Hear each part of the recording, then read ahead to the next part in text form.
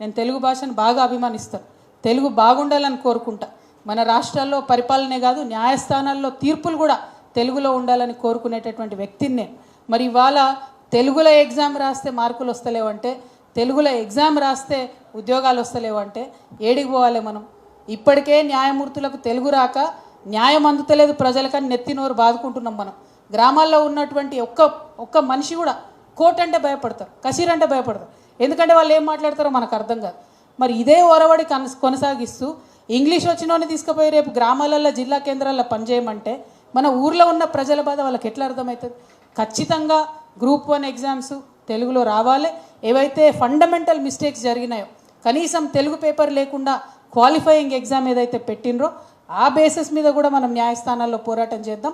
Telugu medium వచ్చిన వాళ్ళని filter చేసేటటువంటి ఈ ప్రక్రియను కూడా ప్రశ్నిద్దాం.